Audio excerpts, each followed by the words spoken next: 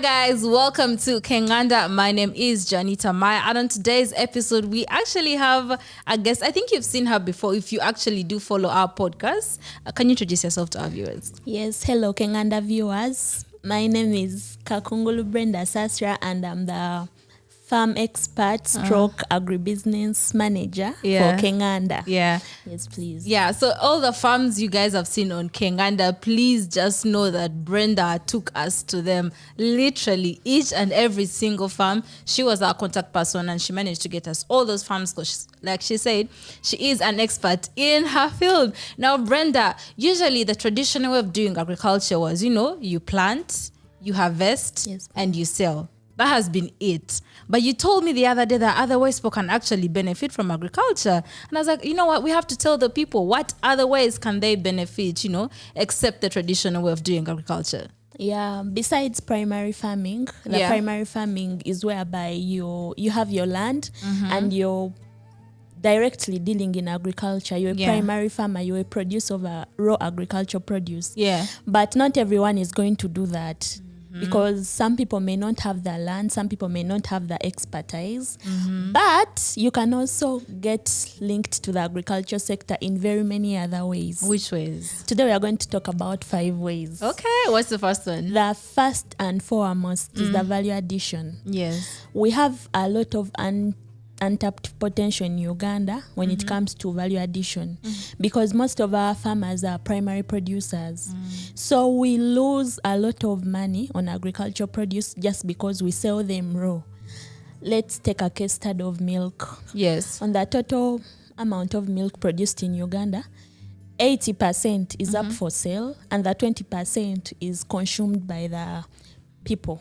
The primary farmers. Okay. Because we have those people who rear cows, they produce the milk, but they consume it. They don't have anywhere to sell it. Okay. So you find out that even when there is a surplus of that milk, they'll not sell it because there is already a lot of milk on the market, and they'll not have any means of storing it.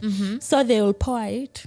Yeah. Oh, can you imagine just pouring milk? Oh! Just pouring milk. But if you tap into the value addition sector, you could easily get milk from Uganda and process it. You can make yogurt, you can make ice cream, cheese and everything. Oh, I was going to say cheese. Or you can do all that from milk. You can do all that from milk. Yeah. So continue, please. But our people do not have the resources to tap into the value addition. So most of them are primary producers. What resources are those? Resources like the capital.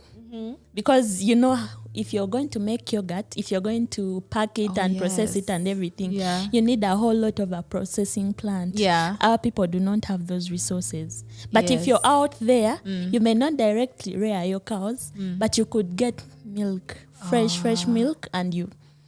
Speaking of yogurt, we have a whole episode on a lady who makes her yogurt. We went to her factory and she showed us the whole process. But so to sum it up, so instead of people just being a primary farmer or producer, they can look at ways of adding, it's adding something to the product already instead of you just selling the product as it is. You gave an example for milk, but you said the market is very huge and the potential is untapped and whatnot. So what's the second one? Second one, you can tap into sale of agricultural materials and inputs. Oh, really?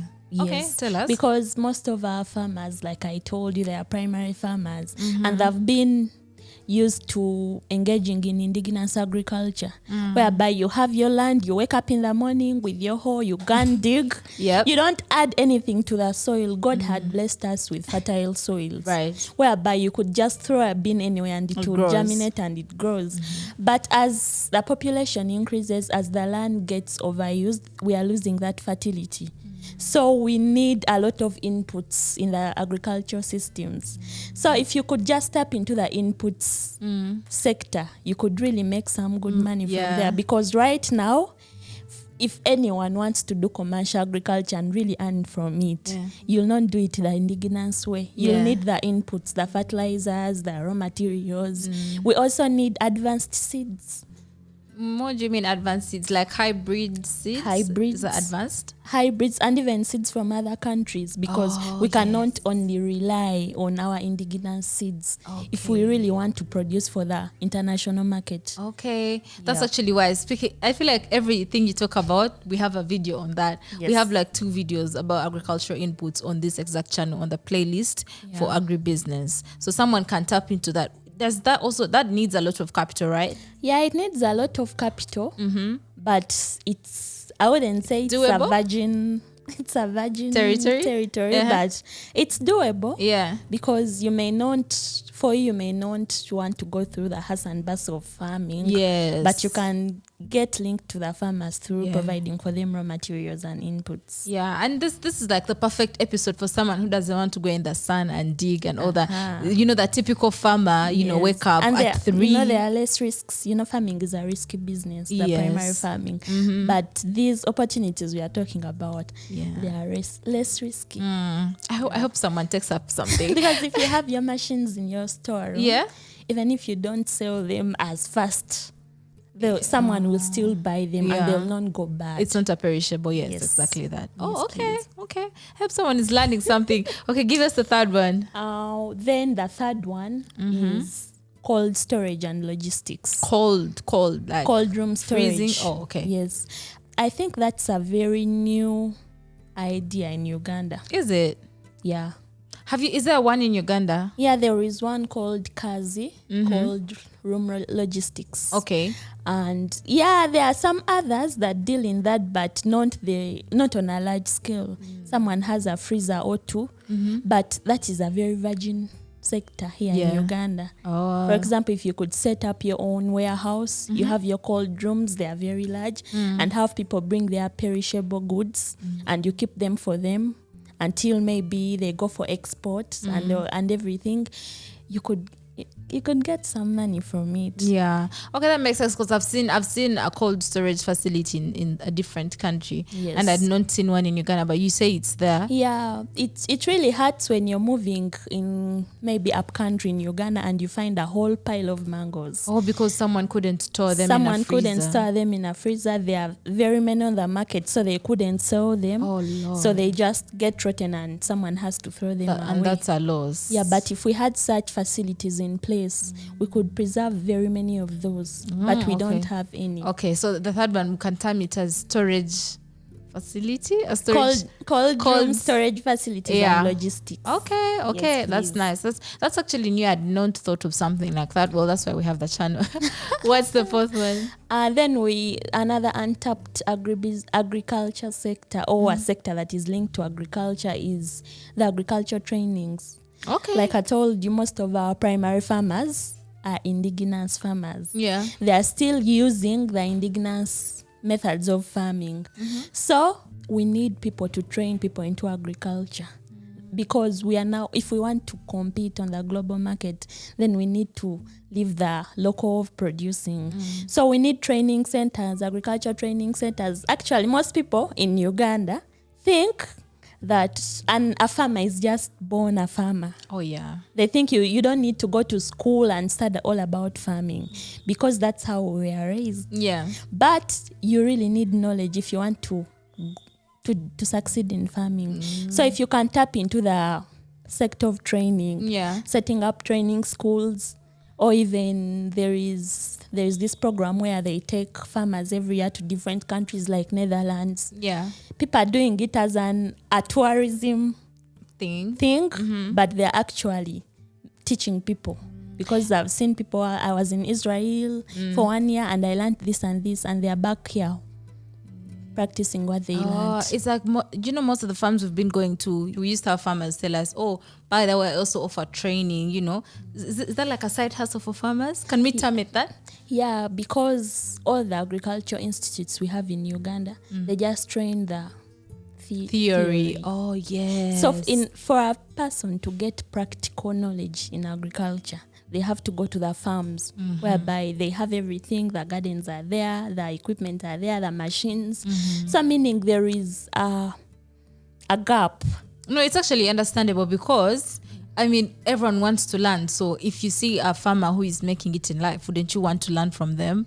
Yeah. You know, and most people who are successful in farming now offer training. It's like every farm we went to, everyone was saying, oh, by the way, I actually train people on the side, or I train people on the side. I think that's such a genius idea, you know, like teach. The more people you teach, the more they'll also teach others. And it's like a process that never ends. Of course. Yeah. So what's the last one? So the last one is irrigation schemes. Really? Yeah. When you talk about irrigation in Uganda, every Ugandan will think about Mobuku irrigation scheme. Yes. Because it's the oldest That's and actually the my biggest. hometown. Yeah. That's your hometown. Yeah. So, but like I told you, we need sustainability in agriculture. And climate change has brought a lot of problems for farmers because most farmers, most of our primary farmers do season agriculture. Yes. Whereby if it's the rainy season, I'm planting.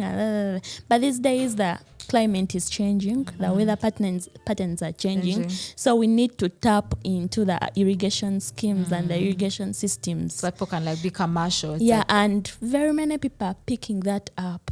So that you can plant any time of the year. You can harvest today and plant tomorrow instead of harvesting and then you have to wait for some months for the rainy season to come and then you plant. For people who don't know, can you explain the irrigation scheme? The irrigation is like an artificial water system. You water your garden, you wire it up with the wires and everything. Like then the drips? The drips. Or there are very many types of irrigation. It depends on what you want. Is it a must for everyone to like have a dam? Or they could even use rainwater? Because there's a guy I went to in, what was it, Busuju? He had a whole dam. Like he had one plot of land with a dam. It would be advisable to have your own dam because like I've told you, weather patterns are changing. You may think that, okay, let me wait for the rain and it doesn't come. Yeah. But if you had your own water system at the farm, you could really deal away with the issues of worrying, it has not rained, when are we going to plant, blah, blah, blah, blah. Yeah. But would you see that as a business opportunity? Yes. So explain to me, because I see myself as a viewer too. Okay. So the irrigation scheme. So someone would have to be providing the water, because we are looking at business opportunities aside from the agriculture sector, right? Yeah. So how would someone tap into that market? Because wouldn't that just be for the farmer themselves? The beauty, of course, the farmer will have to get the equipment. Oh. They need not only the equipment, the farmer may not know how to manage the irrigation system you've put in place for him. Yeah. So you'll have to occasionally go back, pay him a visit. Okay. Yes. Now that makes sense. So you become like the irrigation guy. The irrigation Whoever guy. needs because some irrigation system, they called you. Most of these small farmers buy these small irrigation systems from wherever they buy them from, and they have issues with them. You'll find a farm, the drips are there, but they are not functioning. And you ask the farmer what happened. He's like, I don't know. But we need systems that allow farmers to call upon whoever sold them the irrigation systems to come back at the farm and do routine checkups and maintenance. Okay. All right, Brenda. I think we've given them enough, opportunities. We're giving them all our secrets, Yeah, we've told them enough. But tell the people where they can find you in case they want to maybe contact you and like talk to you at length about anything related to farming. Yeah, you can reach me through 2 platforms. Yeah. One is Kenganda, because I'm a team member at Kenganda. So you can contact anyone from Kenganda and they will get you to me. Yeah. Then I also own a company. It's called Briss Agro Safaris. We not only do agro-tourism, we do agriculture and agribusiness consultations, marketing of agro-produce, farm tours, farm trainings. So we're on Facebook as Briss Agro Safaris. Okay. And our contacts Please. are +256 7045248813. Yeah. Yes. Okay.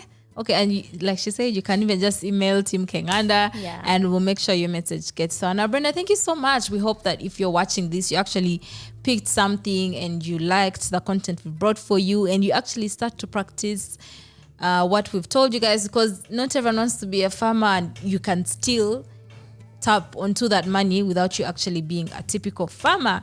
So guys, we've come to the end of this episode. Please do like it and subscribe. Do all the nice things. Follow us on all our social media pages: Kengana Nation Instagram, Kengana Nation Facebook, Kengana Nation Twitter, and follow me on my personal page, Joanita Maya, and YouTube, Joanita Maya.